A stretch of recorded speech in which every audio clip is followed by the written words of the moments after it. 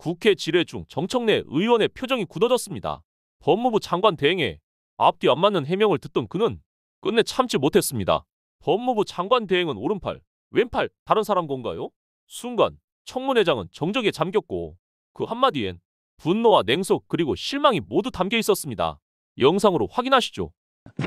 그러면은 한덕수 권한대행께서 후임 재판관들 지명하는 것에 대한 동의의 입장에서 그것이 어떤 배경에서 그런 판단을 하는지에 대해서 국민께 좀 알기 쉽게 설명하실 수 있습니까? 좀 시간을 갖고 충분히 좀 말씀을 한번 해보시죠. 네, 기본적으로 마은혁 재판관 임명할 때와 좀 사정이 변경이 된 것이 일단은 고리 상태로 변경됐다는 것이 가장 큽니다. 고리 상태라고 하면 이미 탄핵 결정된 대통령이 직무 복귀를 재개할 가능성이 제로가 됐습니다. 그러면 혹시 사고일 경우에는 직무 복귀했을 때 대통령의 의존과 다른 결정이 이미 났다고 하게 되면 문제가 생길 수 있지 않겠습니까? 그런데 그럴 가능성이 제로가 됐기 때문에 그게 가장 큰 차이점이고, 또 한 가지가 헌법재판소 총 9명을 임명을 하는 부분에 있어서 원래 이게 사공화국 때 처음 유사한 규정이 도입됐어. 그때 박정희 대통령이 유신헌법 개정하면서 이제 근데 헌법위원회 체제였는데 9명을 다 자기가 임명한다. 그런데 3명은 국회 선출, 3명은 대법원장 지명, 3명은 대통령 임명 이렇게 돼 있는데, 그 당시에도 대법원장 지명 3명과 국회 선출 3명에 대해서는 형식적 임명권이라고 다들 해석을 했었고, 그럼에도 불구하고 대통령이 왜 임명하냐 부분에 대해서는 국가 원수로서의 상징적 지위 때문에 그렇다라고 당시에 이의를 했었습니다. 그러면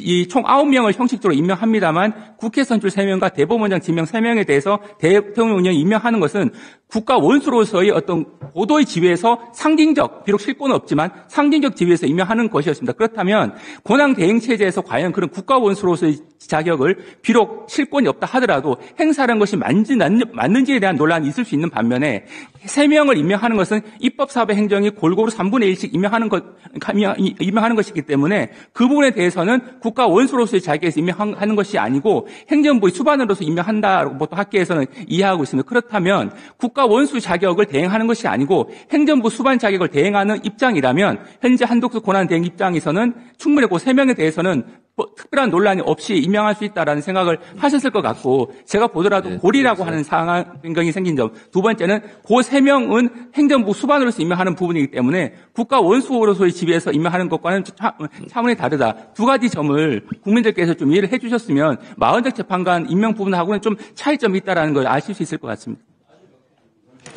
자, 김성호 차관님. 네네.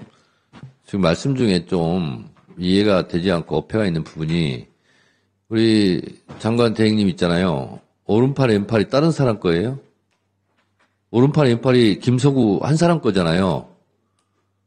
대통령은 여러 가지 지위를 갖습니다. 국가 원수의 지위도 있고, 행정부 수반의 지위도 있고, 국군 통수권자의 지위도 있고, 그리고 여러 가지 책무도 다양합니다.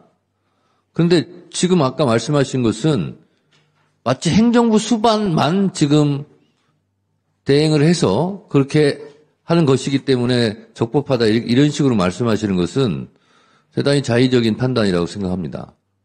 아니 어떻게 한 사람이 맡고 있는 것을 요때는 요 역할을 하는 거고 요때는 요 역할을 하는 거고 그런 게 어디 있습니까?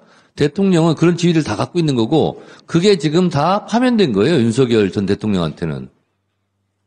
근데 어떻게 그거를 국가 원수 따로 행정부 수반 따로 국군 통수권자 따로 대통령이 뭐 따로 국가입니까? 그런 해석이 어디 있어요. 무책임하게. 그렇지 않습니다. 제가 좀 이따 제 질의 시간에 얘기하겠지만 대다수 헌법학자들은 소극적 현상 유지 의무만 해라 이런 거예요.